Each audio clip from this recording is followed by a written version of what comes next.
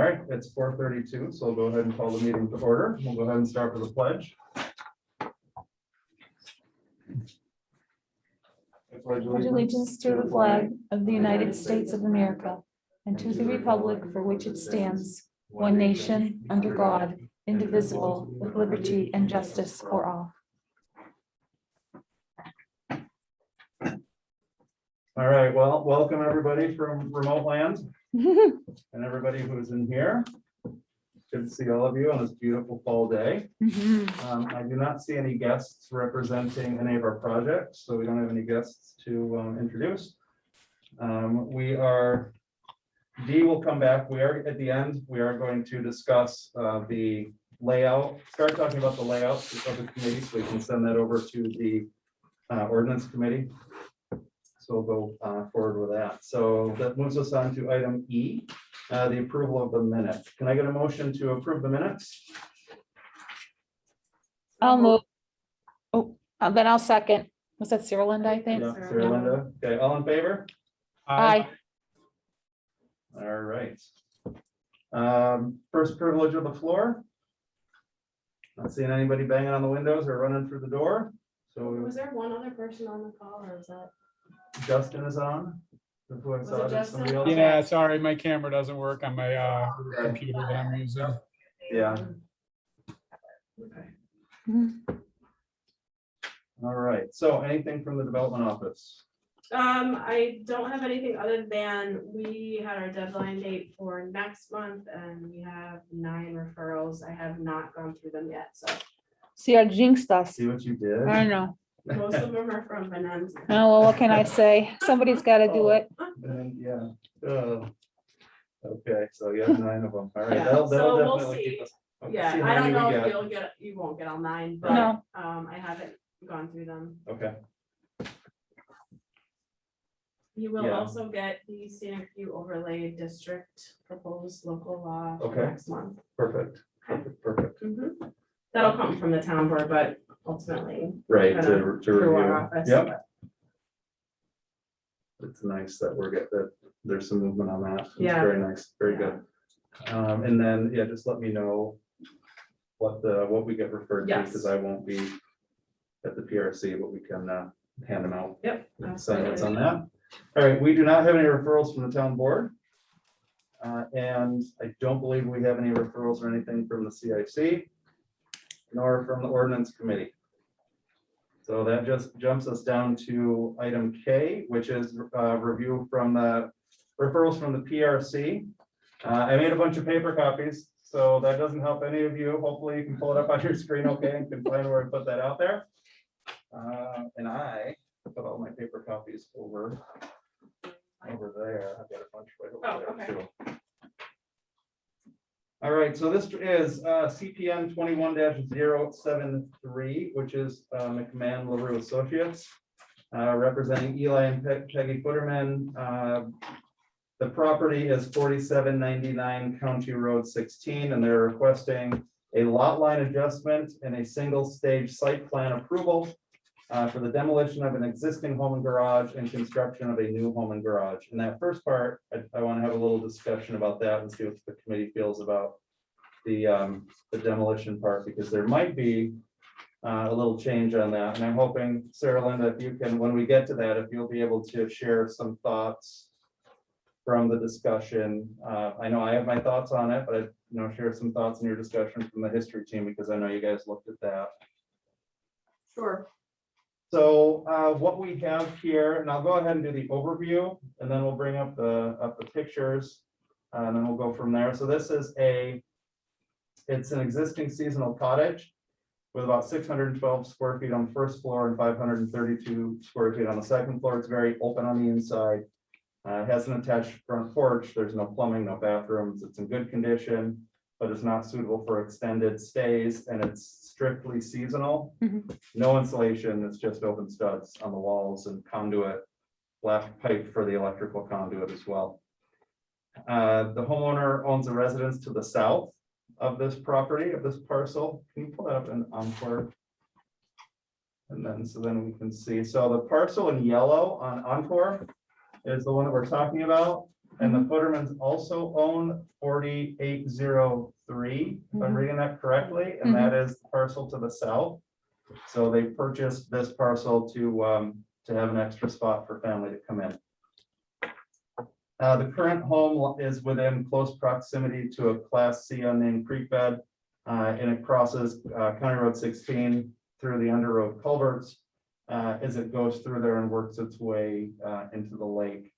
And where it heads in is just if you right in between the neighbor to the north, the 4795, thank you.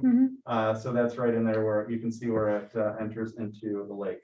And there are some significant slopes, 35 to 80% slopes, and it's very stony ground in that area. So the scope of their project is to demolish the existing home and garage and replace it with a new home and garage.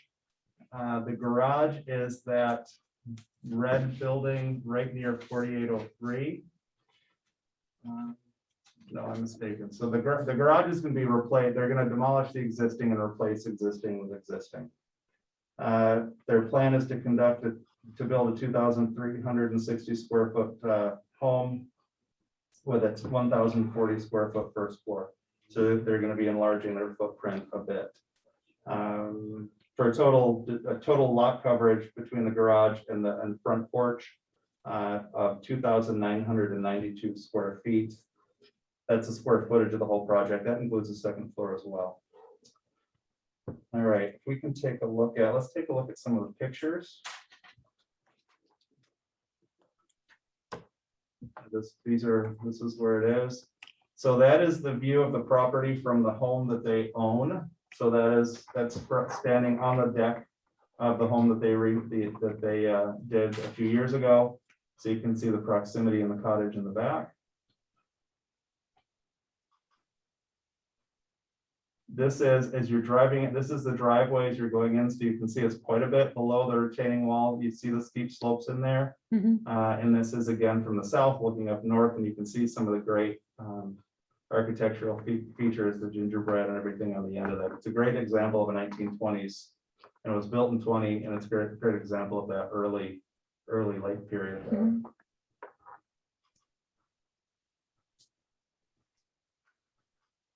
This is the distance between the cottage and the neighbor in the green home. And you can see that creek bed runs pretty tight in between the two parcels. I was standing right on the lake edge and looking towards there. So that's right to the right in the corner of the picture near those trees is where that creek bed is.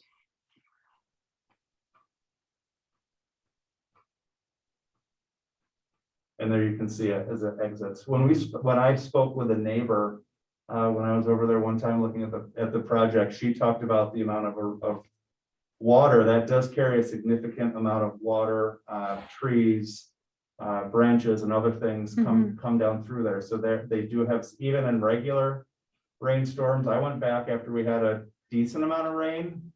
So I was there one day, and I went back a few days later yesterday, where there was, after we had a little bit of rain, and there was quite a bit more water in that, so it does flow quite a bit.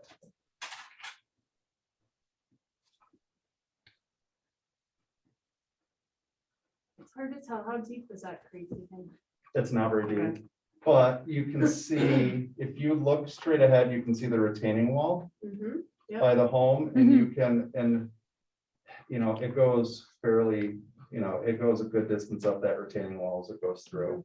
So it does build up, but remarkably, looking underneath the cot, I'll explain why we're doing that later, but looking underneath the cottage itself, underneath, it's in really good shape. It doesn't show any water damage or any signs of any water issues for being right there. I'm glad you're remembering the numbers. I was just thinking I'm that. Yeah. using my fingers. So again, here's a view from my back is, looking south, and that is you can see the proximity right on the edge of the beach. It is rocky, a lot of the shale in there.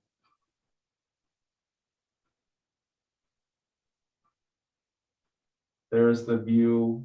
This is behind the home, walking down where you have the slope behind, and that retaining wall is what they're talking about replacing. and redoing, so there will be quite a bit of removal to get to that.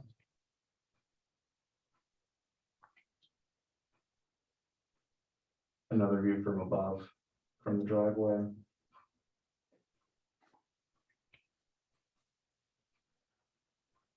And this just shows more of the creek bed from up the driveway above, as you see it pulling, and it's pulling all from all that Mhm. down through.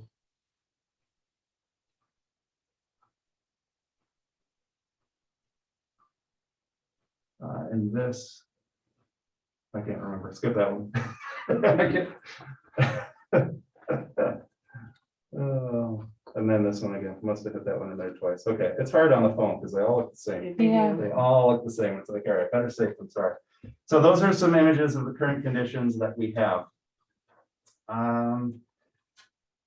So let's take a look at the site plan. And if anybody on Zoom has questions, feel free to interrupt at any time. Yeah, sorry. This is the one that we reviewed, what, a couple months back, I think, or, Yes, Mhm. and I know he's been talking with the neighbor. He's been in discussions with the neighbor. She's offered insight. And I know they did some other work with it, but yeah, it came up when we looked at it, and that they came back with some tweaks, and they also have some other suggestions that they want to make. okay, So as you can see, you have the home and the porch. Can you zoom in any more than that? So I just want to point out a couple features on. Oh, this is different than the If one you that I want was to get looking to the at. front, Yeah. if you want to focus on. Okay.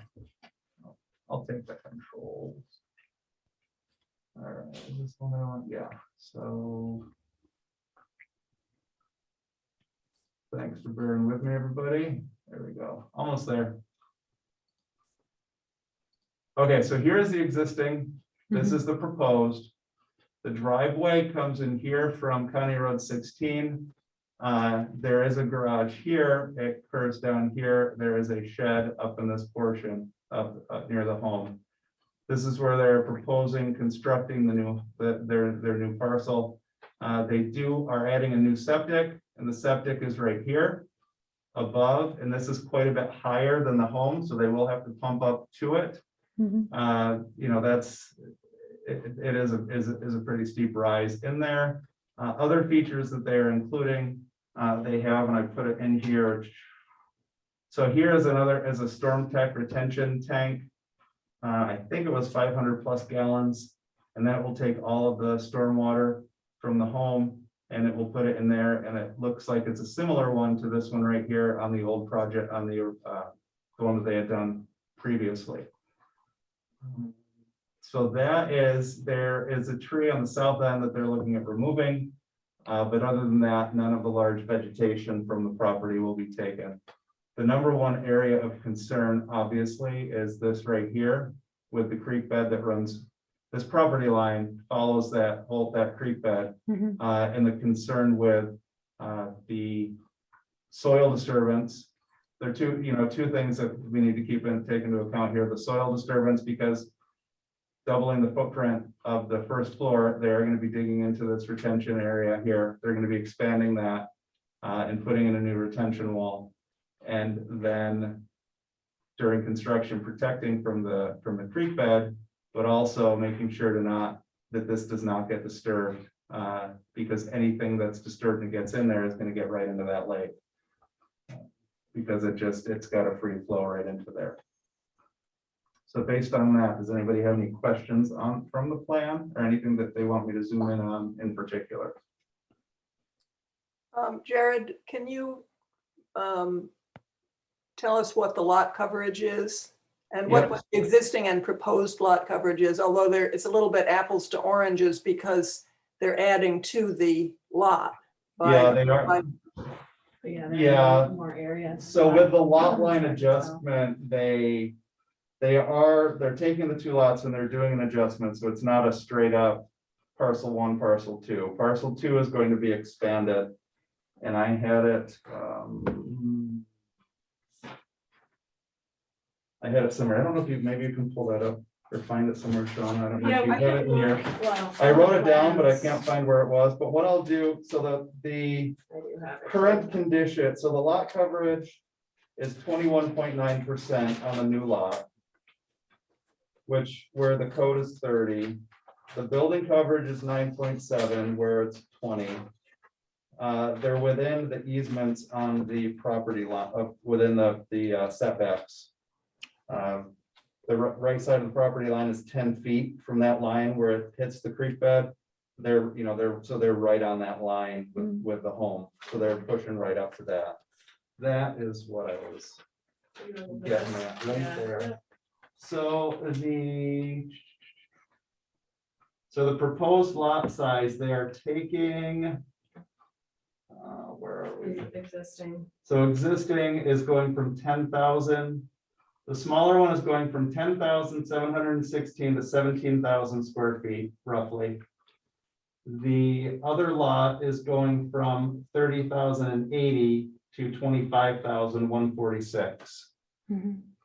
So they're gonna end up with a 25,000 square foot lot and a 17,000 square foot lot, which brings them within that 10,000, more than 10,000, but less than 20,000 area for that new parcel. So their lot coverage at 21.9%, the maximum is 30%. Considering, moving up to 17,000, the building coverage is 9.7. Where the maximum is 20. Does that answer your question, Sarah Linda? Yes, sort of. I'm curious that you say the lot coverage requirement is 30%, because I thought on other applications we've seen, it's been 25%. And they've been looking for a variance because they wanted to go over 25%.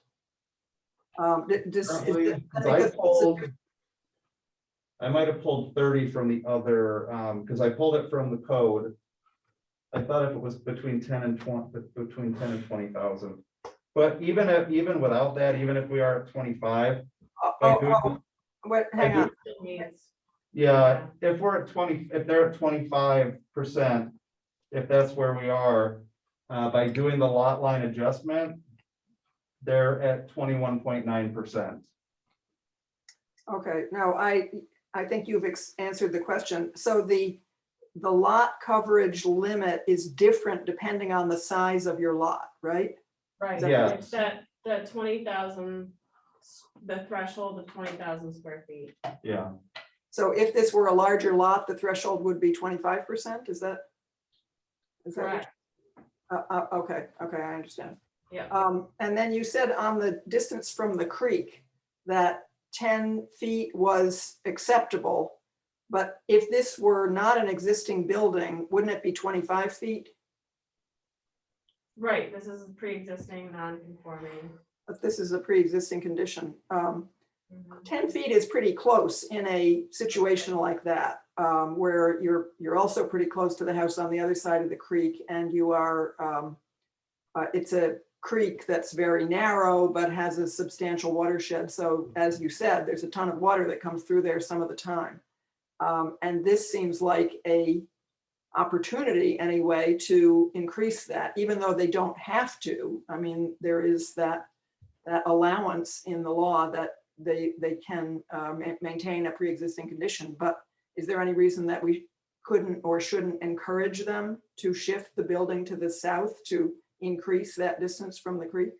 I don't think they would be able to because of the slope. I mean, that retaining wall, I mean, That's really close. That retaining wall is pretty tight. Yeah. To the back corner. I would say it's 5 feet. They're rebuilding the retaining wall anyway. Why can't they? Well, yes. Yeah, they They're are, not but the retaining slope the there is existing- significant. What was the Any further south. Yeah. categorization of the stream? What did you say it was, Jared? A class C? It's yeah, what I saw when I looked on Encore, it referred to it as a class C. Now, Is those that, you know more than I do. Can you refresh your? yeah, I can't remember if they had a protected trout stream. I mean, it doesn't look substantial. No. It's not the trout. It's not identified. It's just, Menteith is the trout stream. Menteith. yeah. Yeah. Yeah, Further so I up. would, Yeah, and it's unnamed and it's not, it carries significant water, but other times it's pretty dry Yeah. in there. So, and I mean, if they were to try and move closer, that's gonna infringe, that we could recommend and see if there's any way to move it further. But they're also working within the driveway as well. Yeah, I mean, on top of, that suggestion, there is also the option of like shrinking it down, I guess, on that side to get it Right. closer to that setback. Unless they required to maintain the footprint of that building in order Well, to, they could go, if they did shift it, it would be less non-conforming. Mhm. So that's Yeah. not, I mean, they could definitely do that. They can't go any closer to the lake. They already have on the east side. They already have a variance there for the rear setback.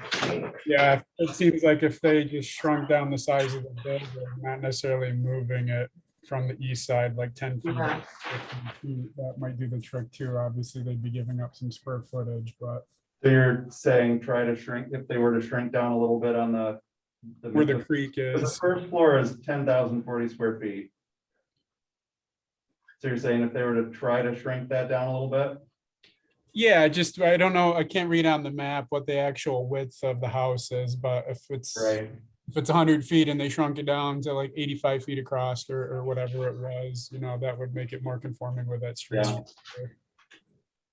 Yeah, I wouldn't mind seeing them encroach on the lake setback more if that was a trade-off for increasing the stream setback, because there's more of a potential, impact on flowing water and Yeah. erosion and all, and on the lake and all kinds of other things from the stream rather than from the lake. So if they made this, closer to being square and less of a long, thin rectangle, they might be able to pull it back from the creek a little bit.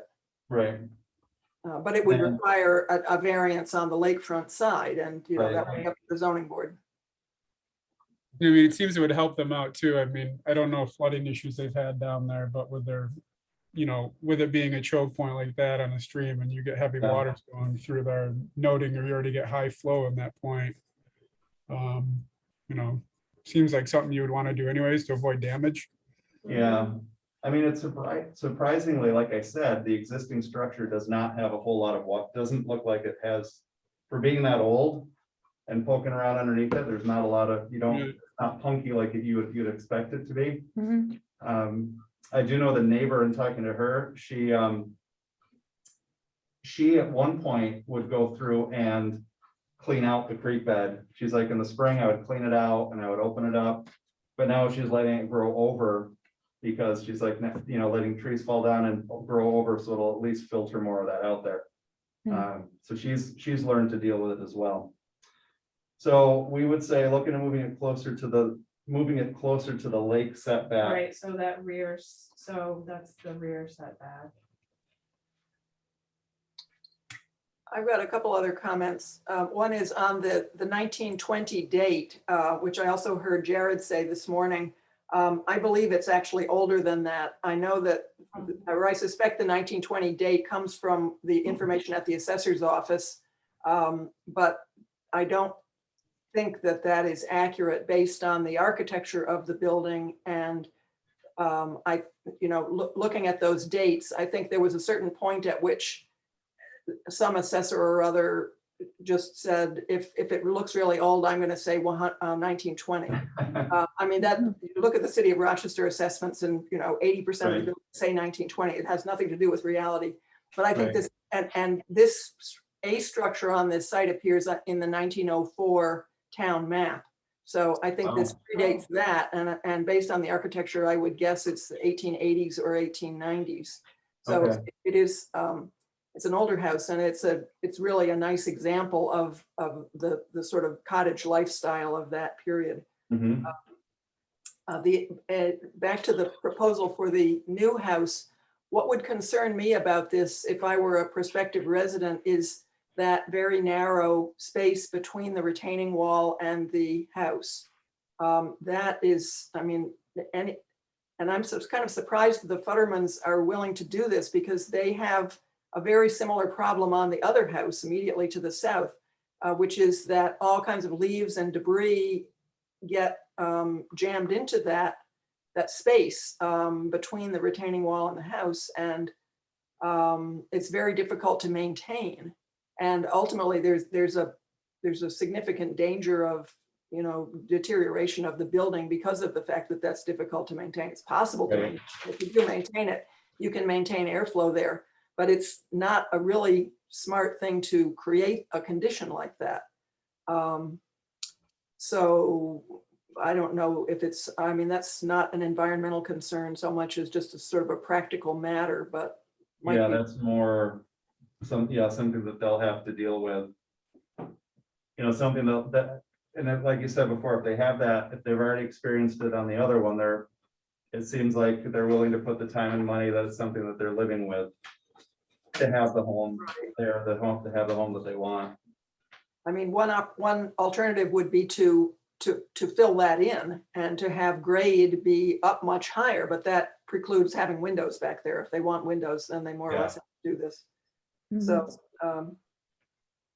but I'm very pleased to see this stormwater retention situation there down near the lake, because obviously water rushing down that asphalt driveway has been a major concern and has ended up with a lot of water going straight into that stream from which it goes straight into the lake. So I don't know if, you know, what type of storm a 500-gallon tank is going to, you know, be suitable for, if that's a 1-year storm or a 5-year storm or what, but Yeah, and that could be I was thinking about that as well. That can be a recommendation to max out whatever they can put in there. Because here is the design. So this is, I believe this is it. I hope I'm not, oh, I give up. so the overflow from that retention structure is directly into the lake, is that right? I mean, Yeah, when well, it I fills up, think it's gotta be. what happens? Because Absolutely. that's the closest, that's the next low point on the property. Yeah, but it's pretty extensive system. Yeah, so if you Treatment. look. Yeah. You know, this, and I can't, let's see if we can zoom in there. Do they usually identify what your storm it should be able, or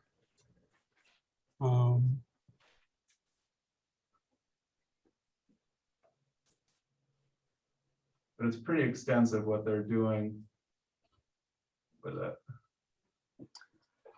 Could we go back and look at the site plan? Because I'm curious, there must be catch basins at some points along the driveway that will direct water. If you remember that photograph that was looking down the driveway towards the house, you look at the asphalt surface of the driveway itself, and there's an asphalt curb on the lake side that's Mhm. substantial. It's, you know, like a 6-inch asphalt Yeah. kind of roll.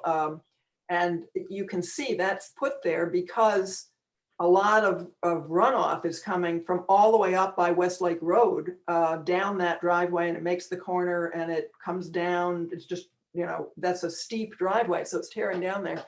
So now they've got these 2 drainage structures, one on either of the 2 parcels, but it looks like there's this.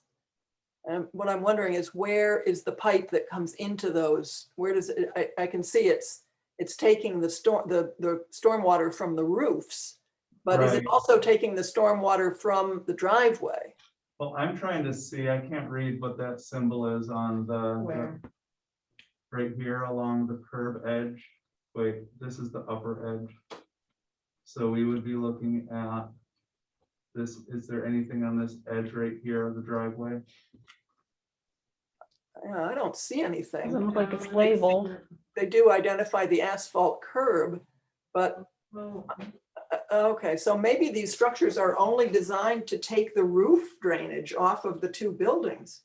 And if that's the case, I think this is not, they have a problem that they have not solved, which is the problem of the runoff coming down the driveway. And perhaps there should be a third drainage structure or some extensive collection of rain gardens someplace to accommodate that water that's coming down the driveway.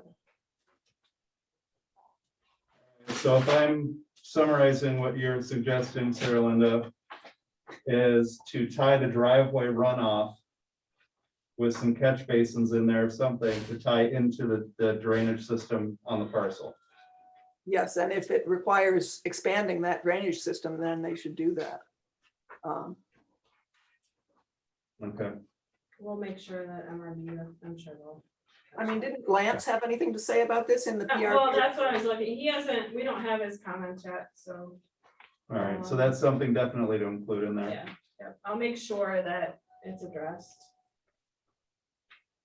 Okay, That's good. all right, so any others, any other comments before we'll look at the suggestions, and then I want to take a minute and talk about what the Footermans have proposed in addition. I had one more, I guess, comment or question, and Yeah. looking at the site data there for the lot size and coverages. Uh-huh. Are they just borrowing from, I guess, 4803 and the adjustment of the line to 4799? Because there looks to be like a 1,600 square foot discrepancy between the one property and the other. That is basic, so you're basically saying stealing from the one and taking to the other?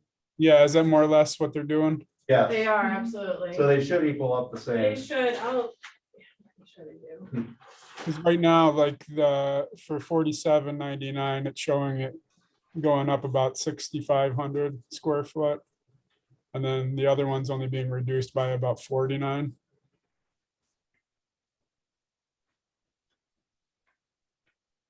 Didn't know if I was just missing something or if there's a typo on there. Yeah, it could be a typo. It could be a typo on that. I'm not sure so we are going from 10,000.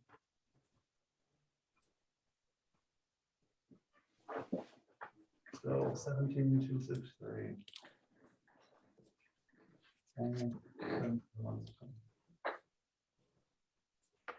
So the parcel that we're talking about has an increase of 6547.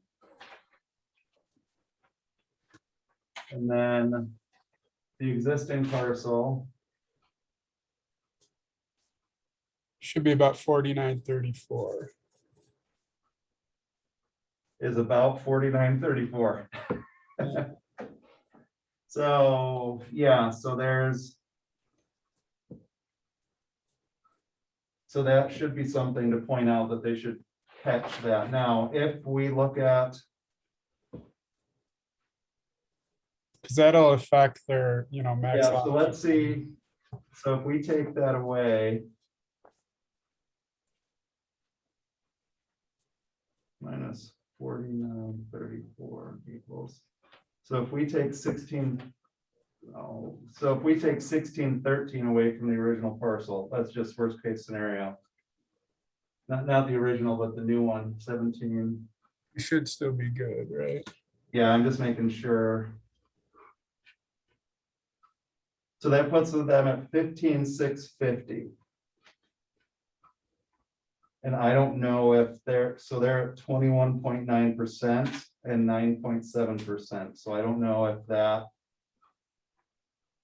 doesn't seem that that would have to be that would be a 3% increase.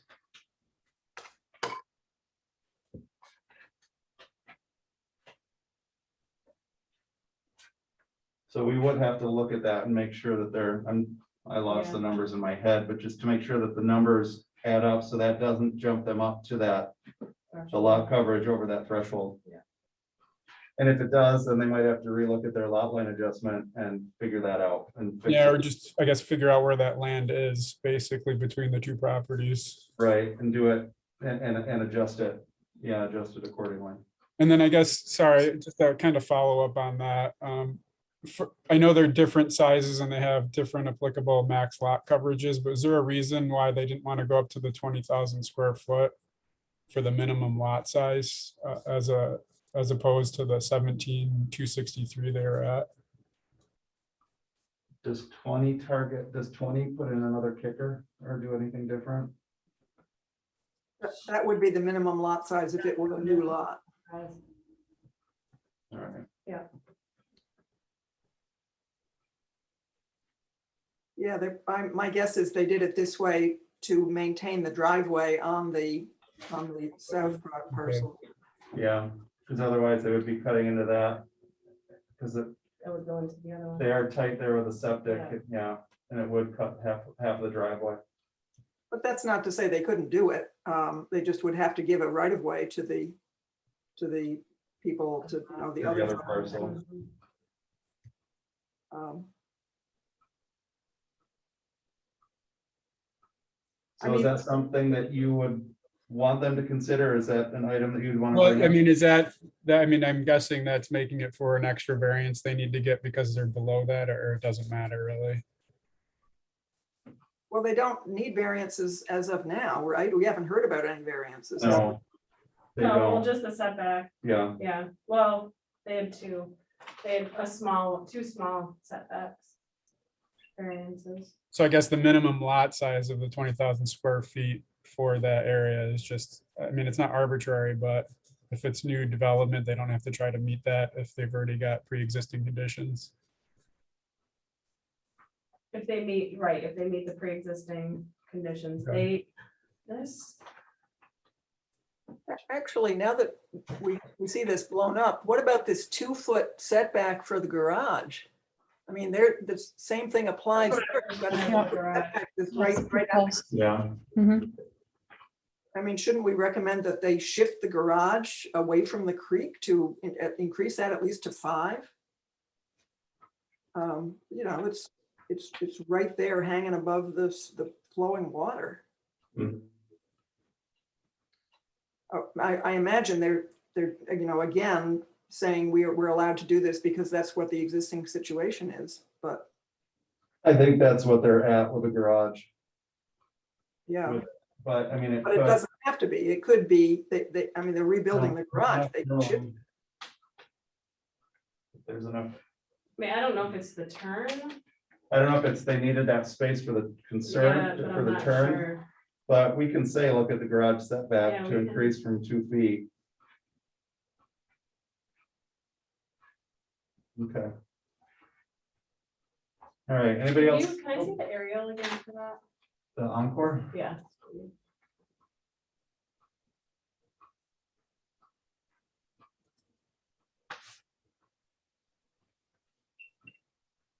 Like that, so that's where we're looking at, Yeah. right there. Yep,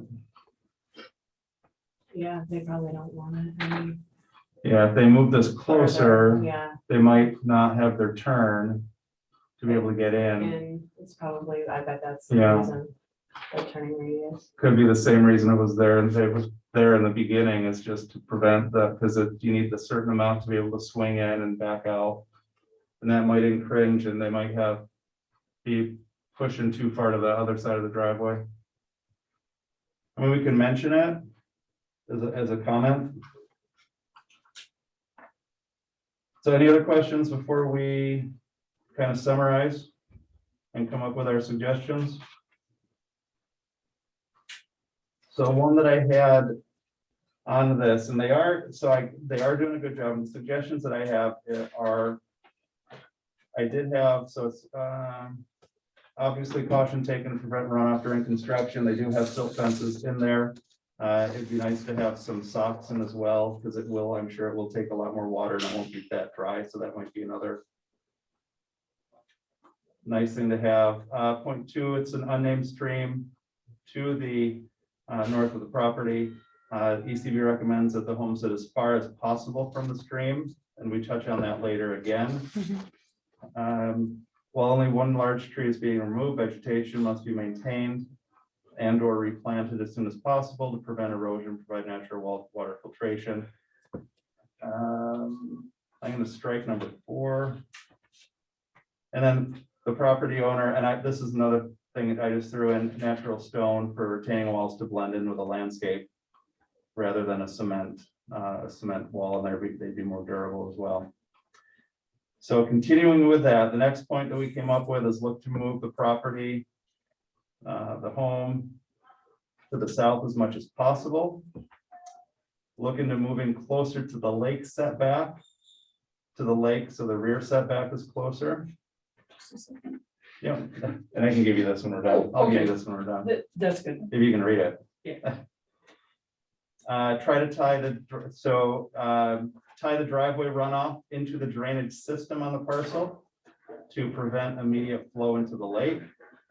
Might require a larger system.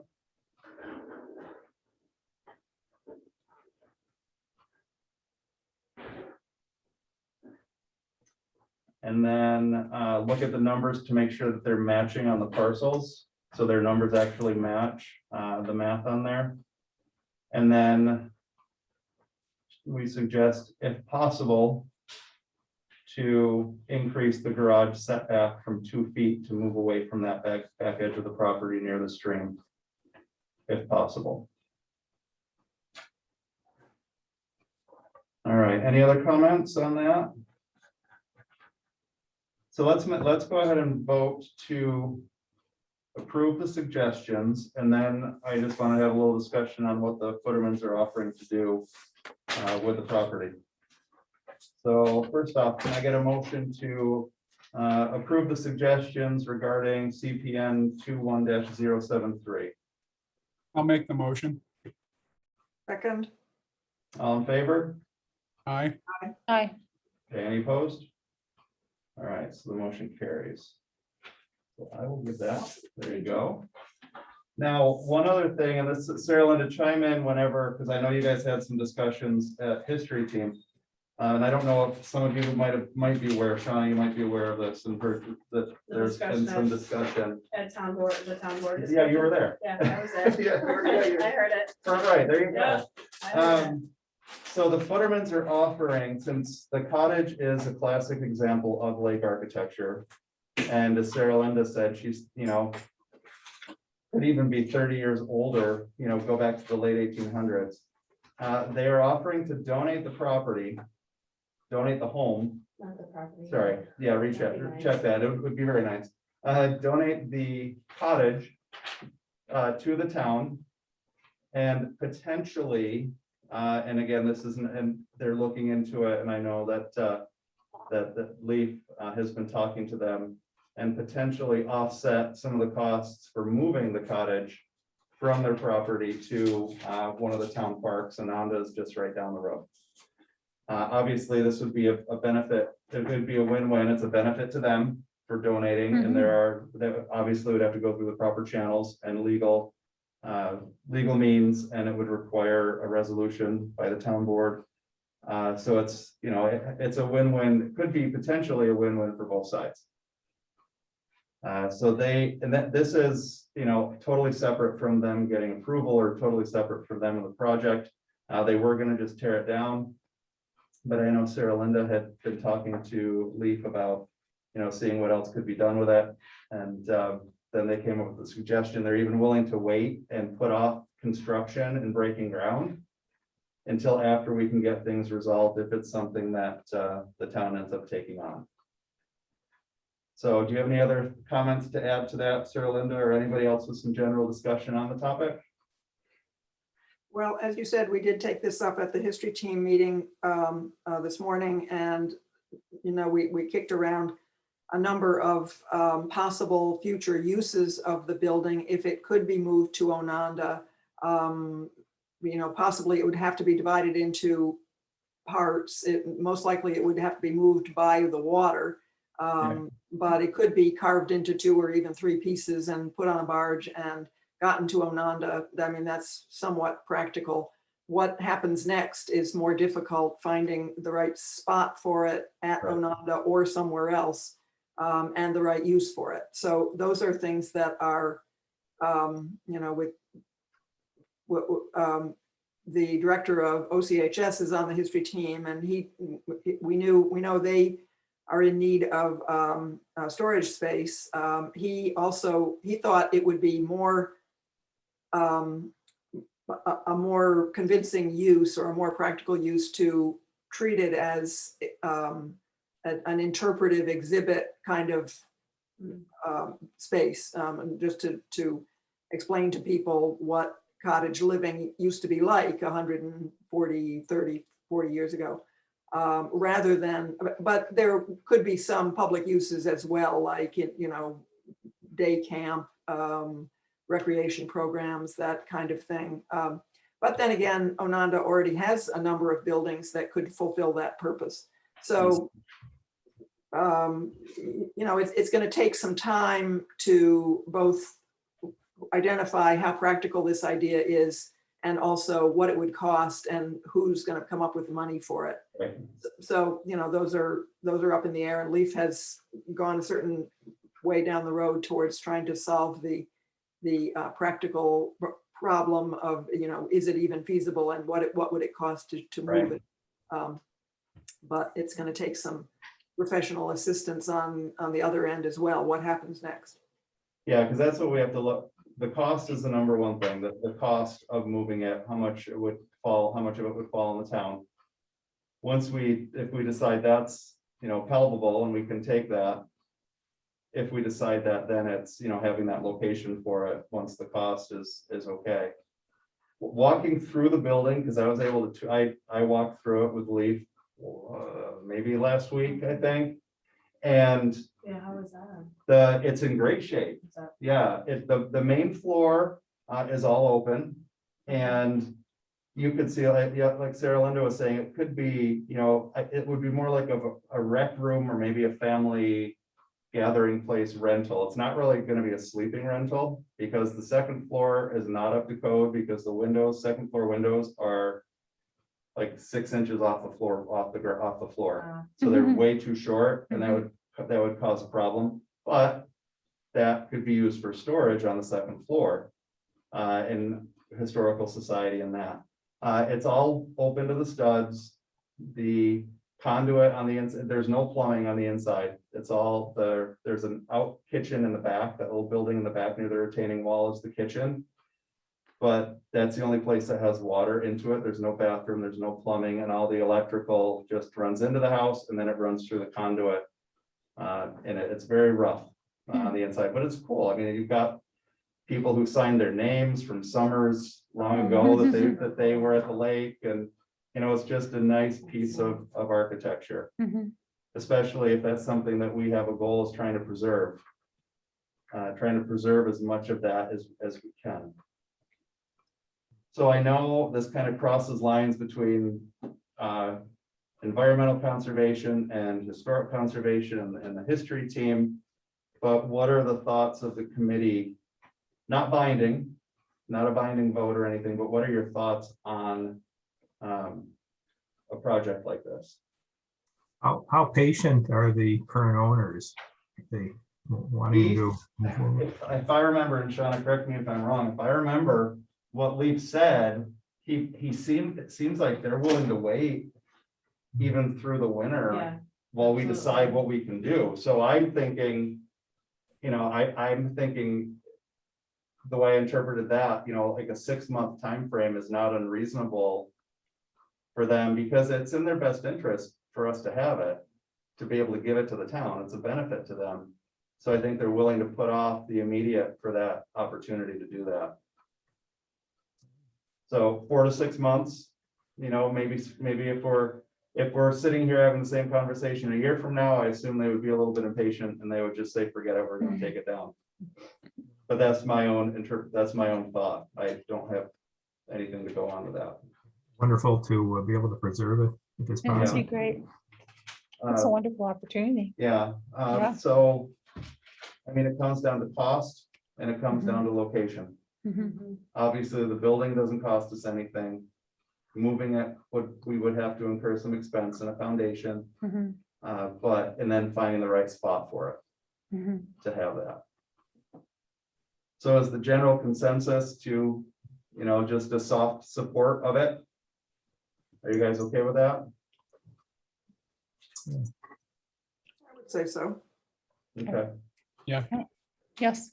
perfect. So I think, you know, again, there are a lot of moving parts still, but to know that, you know, the majority of the ECB is behind conserving this as much as we can. I mean, these don't come up very often. Mm-mm. And we always, I was having a discussion with a former board member years ago. And he was on the board when Ananda was purchased. And Ananda became a town park, and he was on the board with my father. And he said there were some people in the group who wanted to just tear everything down and rebuild. They wanted to tear everything down and just rebuild brand new. But how fortunate we were that they decided to keep that because of the historic nature of so many of the buildings. They don't date back this far, but that's another example of lake camp life that we have there. Mhm. So being able to save this, I see that in kind of the same, you know, in the same vein. So I think you guys can tell where I am. I don't think I've hidden that very well. Anything historical, I'm like, we got to save as much as we can. So there will be further discussions. We'll try to update you on this as much as we can. But just know there will be a discussion in the next few months to see what will happen with that. All right, so thank you for all your input on that and your comments and suggestions on the project itself. All right, so let's move on to item M, old business. And I have Pat for update on October newsletters. I think Edith wants to do no child left indoors. child left She indoors, wanted to yep. do play on that. Okay, I think she's got some ideas. She's cooking. perfect. December, I do not know, Okay, or November. no, so she's gonna take no child left. That's indoors November. That's November. So That's December, November. I don't know about Okay, December, I guess. all right. Anybody have any thoughts? We've got the recycling taken care of. Any thoughts for December? I don't have any thoughts at this time, but I'll take on December. I don't think I've done. Awesome. one, That'd be so. great.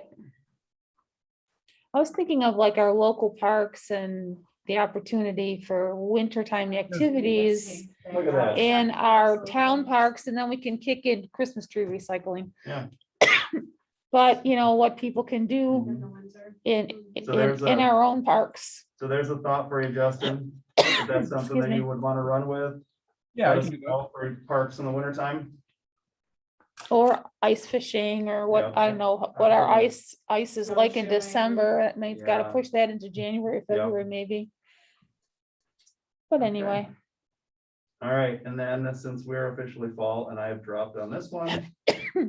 So I will get in and we will change trash to composting mhm.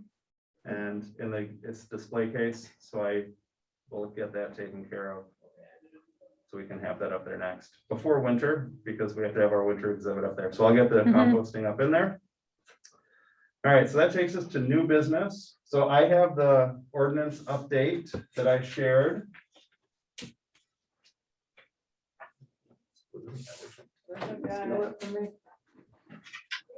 Oh, mine's maybe you color. stole the other one from me too. Maybe. Yeah, that's why I'm losing everything. So, as I mentioned, when I came on to facilitate the ECB, one of the things that Doug and I had talked about was rewriting the ECB, rewriting the ordinance that created the board, and kind of tweaking it to meet our needs. So what I sent out to you, it was is a copy of how it exists with some, and it's got some red line comments and versions on it. Now, Sarah Linda, and jump in whenever too. Sarah Linda sent me some comments, and we'll work off of those first. So if we get to, and when we're through this, if anything comes up at any time, feel free to jump in, anyone. So the junior members, that is one thing that a lot of boards, it's encouraged, and doing research on conservation boards, and we have them on the Parks Committee, to have junior members in that 16 to 21 range, to get a different view and different perspective, and hopefully get some young kids involved in civic service and government, and in this case, conservation and all those things. So Sarah Linda's suggestion on that one, and I like it. I mentioned as a full member for 3 years. A lot of the people when they're in that age, if they're 18, they might not be here for 3 years. Mhm. So I'm completely fine. We could have those junior members for a 1 to 2 year appointment. I'd rather see it as a 2-year appointment, just to try to have some continuity rather than rotating every year. Mhm. But I like that suggestion, and I will add that in there to item C. Mhm. I think I said So 2 years versus 3. 2 years versus 3. Okay. Now, I think I said, I thought I had it in there, but it looks like I wasn't. Because Sarah Linda, you had asked about having the historian as a permanent member or as an associate. Were you asking which we should have the historian as, or what was your question on that one? I thought you made that suggestion that the historian's position have a long-term connection here, and I just wondered if that should be in the ordinance, or if that's something. Yeah, it should be, and I thought I had that in there, but thank you for pointing that out. Oh, I didn't see it. Maybe it's in here somewhere. and I No, missed it could have been in my head because I've been talking about that and I shared that with you guys, but I might not have actually put it in here. So, and I would suggest adding the historian as a permanent member, as a voting member, because of the connection between the environmental piece and the historical preservation piece. And then it provides a link with a history team Mhm. and the board, you have another contact with the town board, and I think it just helps and it makes sense.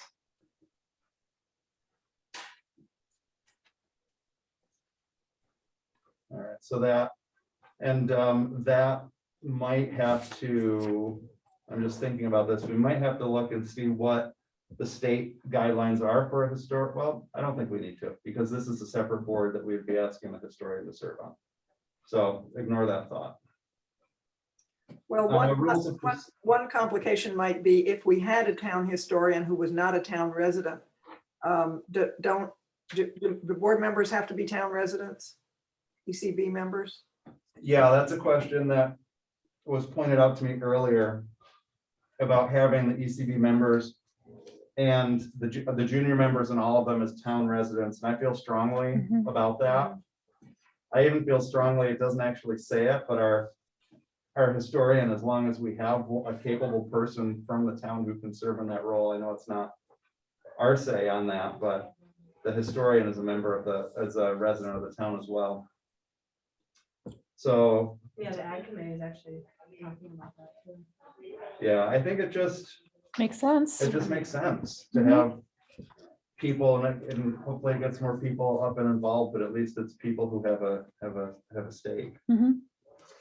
All right, so the next question was on 18-4, the rules of procedure. Let me see if I can read this. I asked just one quick question while we're still on the membership. Yeah, go ahead. Is that age bracket defined for the junior member somewhere, or is that just something?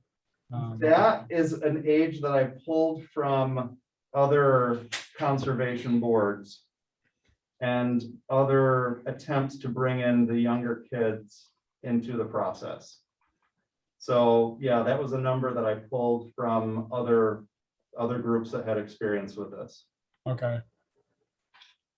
So are you thinking older on the younger end? Yeah, just, I mean, if you're kind of capturing that college age bracket, the 22 being the generic, I guess, end age for that generally used, or if that's what you're trying to capture, or trying to just grab younger community members as a whole. I don't know if that would go up to 25, or I just didn't know where that kind of. I mean, we can put in whatever we want. And then it goes to the ordinance committee and they can tweak it if they want to, but I don't think that would be an issue. Would you want to keep, because I like the idea of 16 as a high school junior and senior. And I think if we could grab somebody at that age and at least have a goal, doesn't mean we would, but have it as a goal to have someone at that age. But we can raise it on the upper end. Are you okay with that? Yeah, because I think it would help us, like if for applicants, just, I know in the past, just filling those positions, if it's Right. wider we- bracket to draw from that would help with it. Plus, you Yeah. know, that 23 to 25 might be more involved, Yeah. easier to do the 2-year Yep. service. I was- that we're The looking to do. 16, I was thinking too, I mean, you might have some young, like I was a young senior, I graduated when I was 17. Mhm. I mean, do we want to go down to 15? Sophomore? Is that too young? I mean, you work with kids all the time. Some sophomores, no, I don't think it's too young. What's the age, when they sit on the youth court, can they go down to 15, I believe. So we could, that would give us a 10-year span if we did 15 to 25. That would open up more doors for that. And we're gonna get the more mature kids who are interested in this type of thing. Mhm. So you guys good with that? Taking it down? I don't see why not. Okay. So 15 to 15 to 25. 25. All right, so. Yeah, let's just do this. I was jumping off to the second page, but let's just finish up this page. So I'm proposing on here, currently, it's no less than 5, and I propose no less than 7, nor greater than 9. So that sweet spot is between 7 and 9 members. And I dropped it to 3 years versus 5 because a 3-year commitment might be a little bit easier for people to manage and be Mhm. willing, if that's okay with, if that makes sense for you guys. Mhm.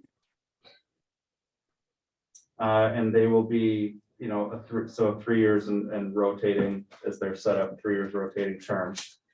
The junior members having that 2-year term makes sense, helps because then they're not as locked in Mhm. with their life stage. Now, the associate members, the thinking behind that, and this is 18-1D. When we have, so I was thinking, when we have the transfer station issue coming up, and we're working on that more, and we're more involved in that. That is where I see us, we can add these associate members of the ECB. They wouldn't vote, but they would be able to participate in these projects, helping with, you know, design of the transfer station, community outreach, anything like that. So that's my thinking about that with those. I'm also proposing that as the chair, and I recommended, I'm going back on out of the beginning, but I'm recommending that the ECB continue with a town board member as an advisor to that, like a non-voting advisor, to be able to facilitate and to be able to make, you know, to be able to facilitate and coordinate and run the meetings, but not in a voting capacity, just in an advisory facilitator capacity. And then also dissolving the environmental committee, because we've really taken whoever's left on the environmental committee and brought them over to the ECB. And then subcommittees, the 2 would be the project review team and education community outreach. And I think that's what we talked about as one of our, at one of our meetings.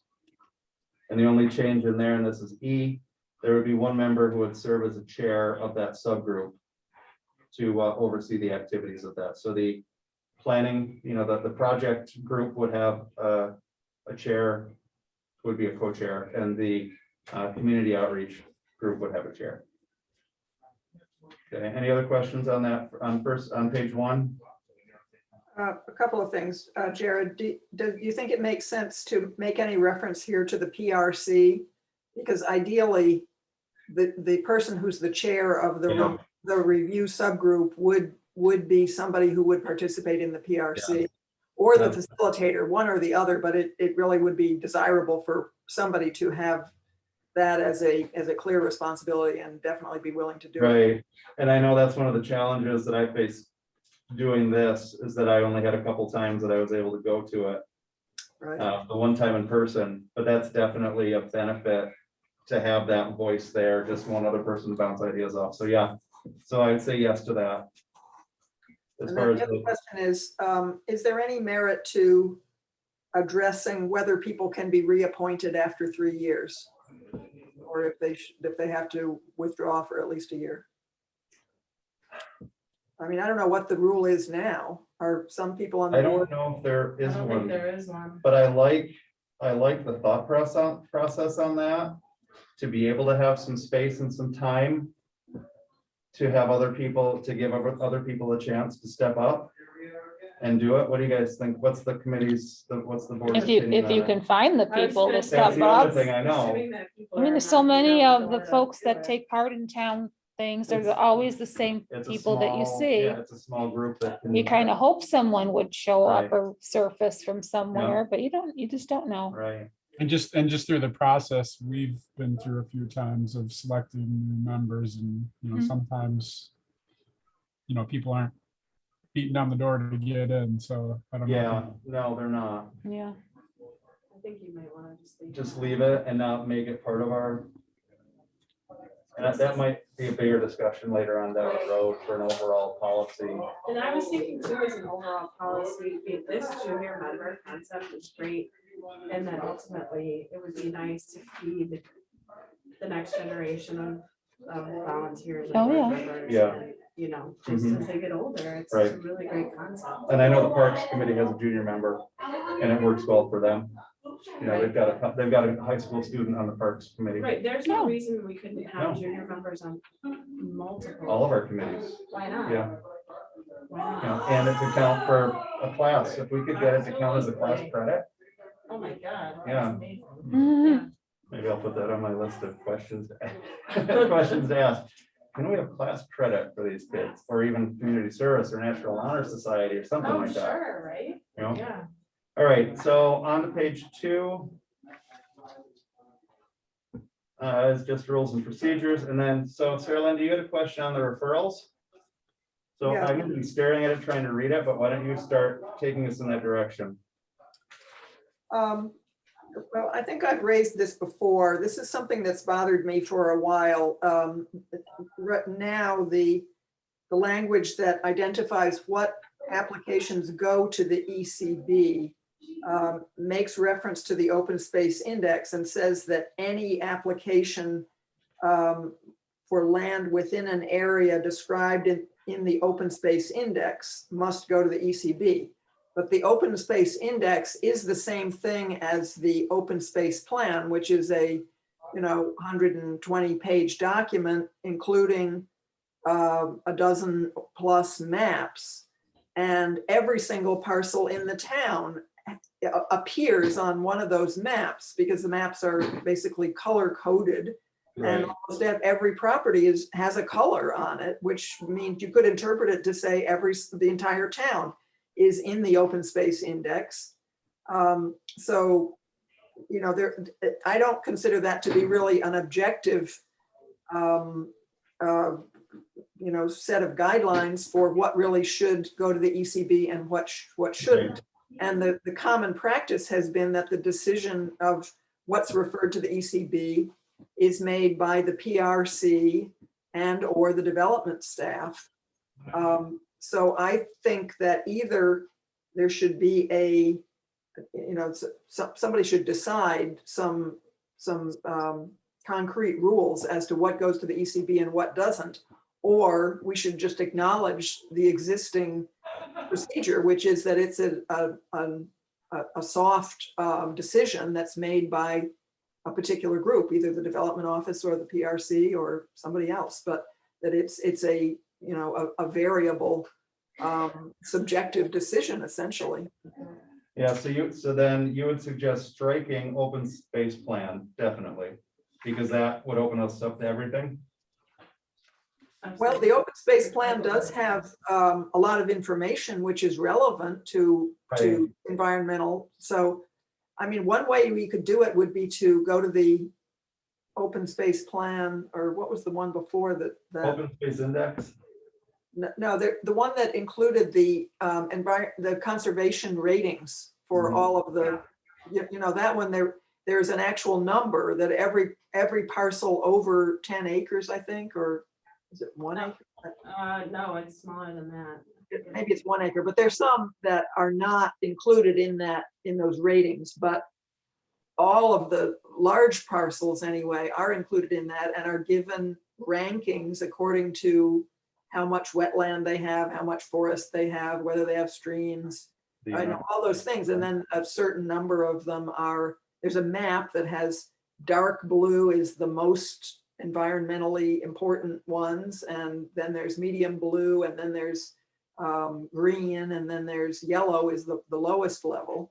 So, that would be one objective way, would be to say parcels that are identified as the highest priority on the conservation, lands of conservation interest, I think is what it's called, on that map, they should go to the ECB. Everything else just is handled by the town, by the development office staff. That's just one way that you could make it clear and objective. I'm not saying that's the right way. I'm just saying there may be other ones, or maybe you say it's something that appears on the, I don't know, or it's within the strategic farmland or within the strategic forest zone, or just, anything that's a straightforward yes or no kind of a decision of what, does it go to the ECB or not? Then there's also the whole lakefront business. I mean, it's been kind of arbitrarily decided that everything that's on the lakefront, or everything in the, what's it called? RLD. RLD, yeah, goes to the ECB. But is that really, is that necessary? Do we really want that? I think this is worth some more discussion. I think, I actually think this Mhm. this needs some time. So let's hook on this for a minute, because I know Yeah, Sean and I met and we looked at the NRI. NRI and tried to make a sheet that really kind of honed down some of those. Mhm. So. Right, we're talking about making a checklist. Yeah, And I don't know how that's worked Well, out. all of our, I mean, we're revamping a lot of different things. Right. I mean, it's a slow rollout, obviously, just because there's only one person Yeah. doing it. But I think that the NRI has so much merit that we have to use it. And that our referrals to the ECB shouldn't be arbitrary. no, At all. And one thing we're also doing, just so everybody knows, is we're pushing our deadline, I say we, for the development office out another week. Because we need time internally to get the applications in and actually be able to sit down and look at them before PRC. I want a week to do that. I don't think it's fair to the applicants, and it's not fair to staff and everyone's time for us to be looking at an application for the first time at PRC. Yeah. I mean, in the perfect world, I'd like to have my zoning law determinations done, or at least drafted before PRC, because I just think that will warrant a more thorough review during the time that we have. And also, that would give us an opportunity to go through the NRI at pre or during PRC and say, okay, yeah, on the surface, this looks like it doesn't need to, but once we go to the NRI, let's send it to the ECB. it might check. There might be yeah. something that superficially we miss. So that would give more time to the planning office Yeah. before it goes to the PRC. Yeah.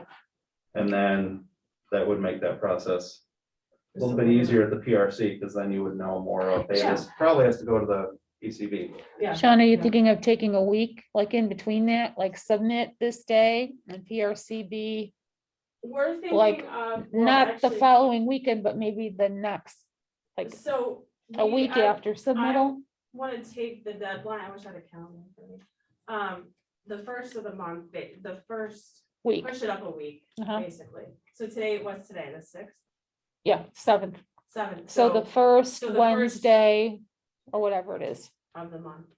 or the That's first, really not a huge, It just gives We talked an about that. extra 5. yeah, it gives you an extra week Couple almost. days, It's too. not a huge No. detriment to the project. Mhm. It's not, and I thought about doing it now, or, for November, and then I was like, you know what, no, we're gonna have a new calendar coming out for. Yeah, start the 2022. new year We'll with just it. Start fresh that way. Mhm. So that could adjust some of the timing.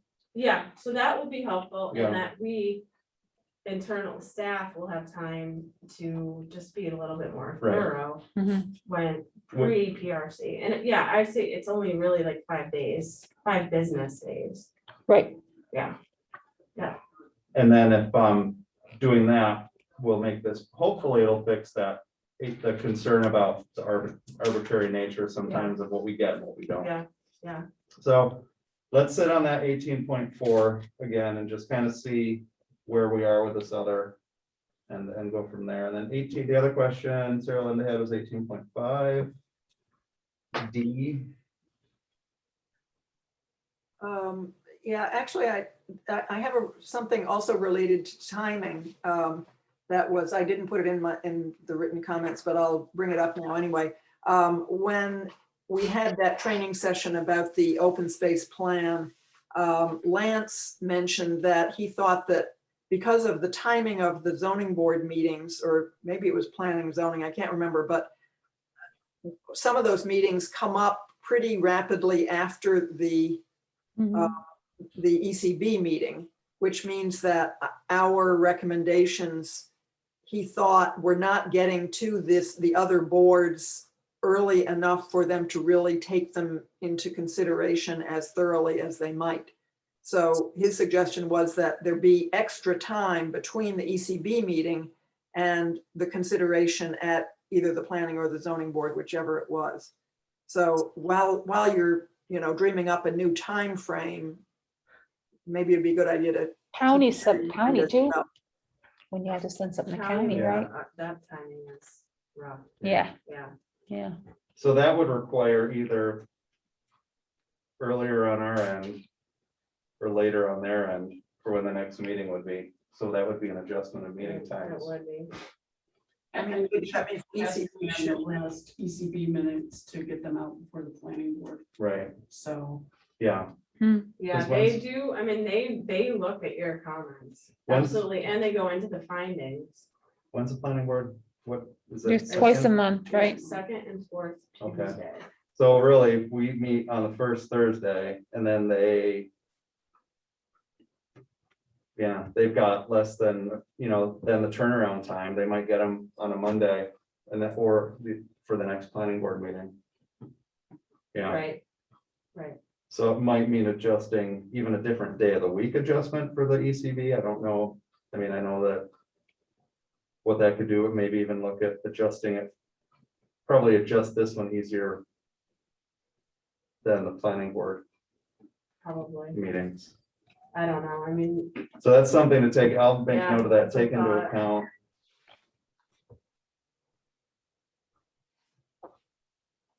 but then you have zoning board sandwiched in there. too. Yeah. So there, I mean, and that's the third Mhm. Tuesday.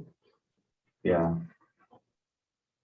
So we're really the only, it would have to be this, that would have to be bumped Yeah. forward somehow into the month, instead of a Thursday, a Tuesday, which would buy a couple days, but Mhm. that's about the best that we can get. And there's really only one Tuesday.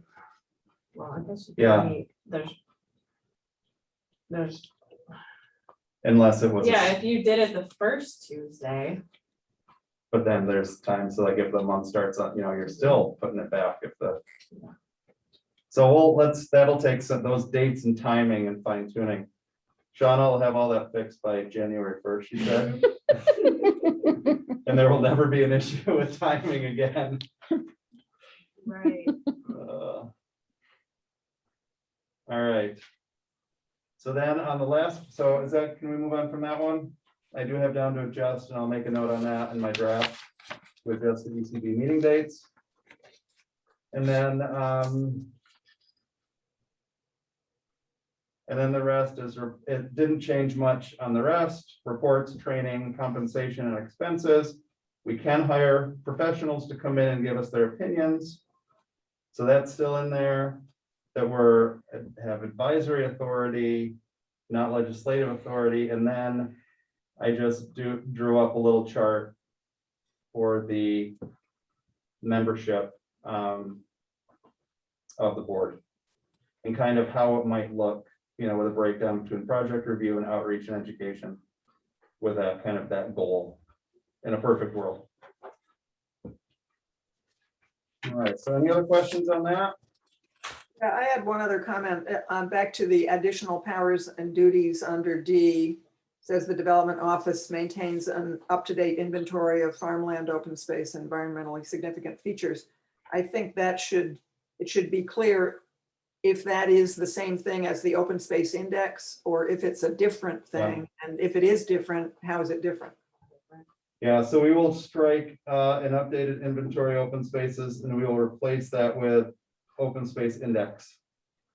Or Is is that, open space index and NRI the same thing? No. Well, then maybe NRI is what you want to put in there. Well, when I look, I'm looking at 3 different places now. Mhm. And I look in the open space plan, I look in the ag plan. I look at that parcel rating sheet for every piece. It's really the parcel rating inventory.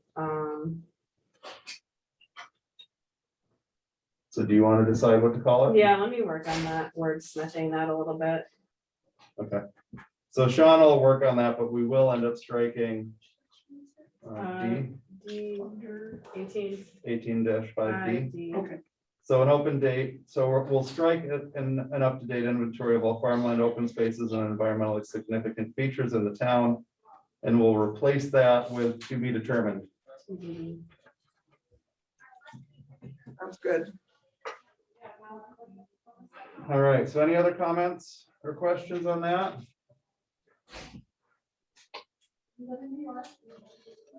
All right, so we are close to, we're close to 6 o'clock, so that's good. I think we'll be wrapping it up. So we went over the ordinance. Any reports from the CIC? Nope. We've got the report from the local history team. Anything else, Sarah Linda? Just our project to create some new panels at Ononda Park. We haven't made much progress yet, although Edith has drafted one that has to do with natural resource, aspects of Ononda Park. So that's one of them. And the Ononda Park actually is about to undergo a new master plan. The Parks Committee is going to have a meeting, which is an open meeting towards the end of October, that will be at Ononda Park. And the subject of it is going to be the future of Ononda Park. I think I may have mentioned this last time, but the meeting has been rescheduled a couple of times. But anyway, I intend to go, and I thought this would be a good opportunity for anybody that has ideas about Ononda Park and its recreation uses and its facilities and its capacity for environmental education.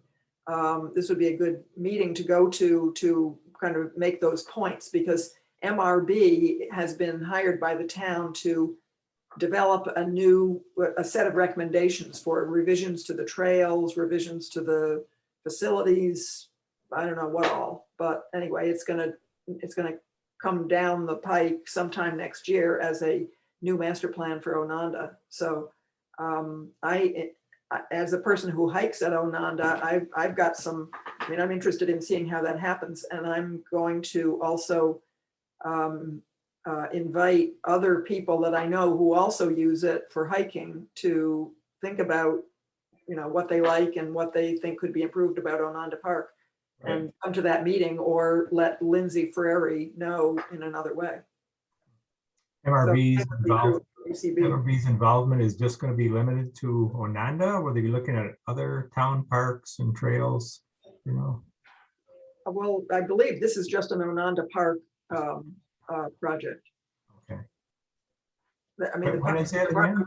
they may be up to things that are similar in other parks, but all I know about is Ononda at the moment. When is it, Sarah Linda?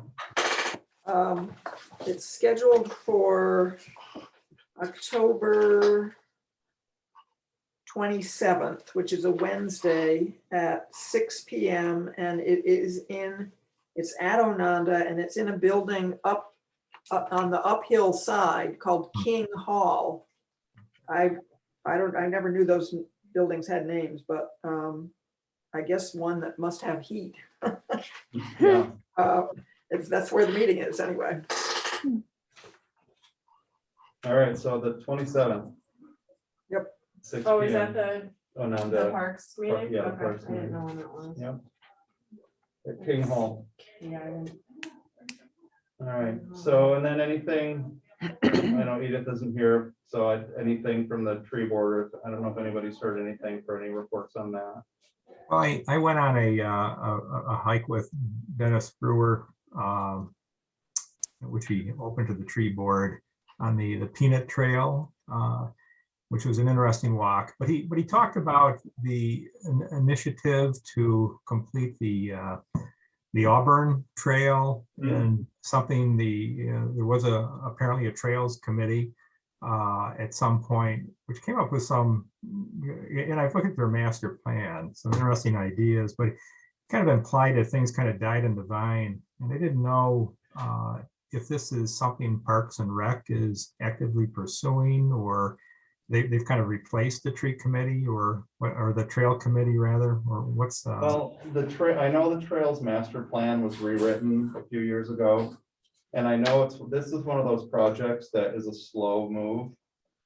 Because you have to get easement, you have to have time and money and easements yeah. for all of this. All the parcels. So every Mhm. parcel, and I know that they've started, so if you go by the Civic Center, that gravel trail that goes behind the Civic Center, between the Civic Center and Outhouse Park area, Happiness House, that is part of that trail.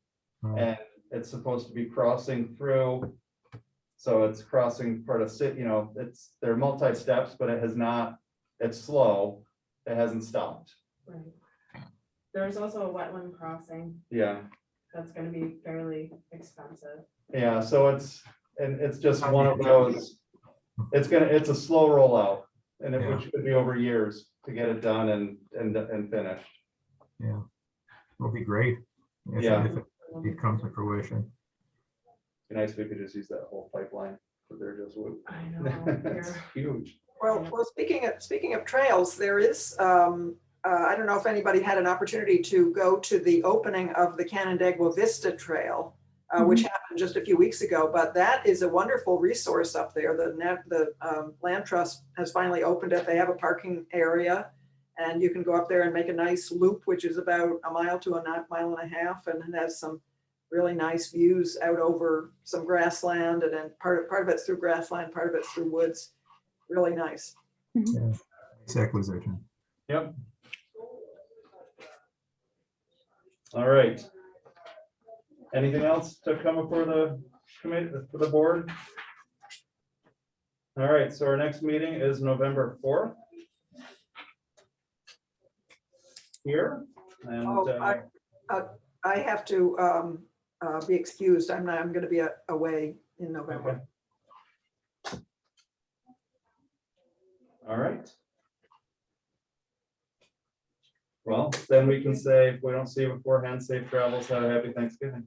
And I shouldn't say that and jump that far ahead, even though Christmas You can is- say happy Halloween.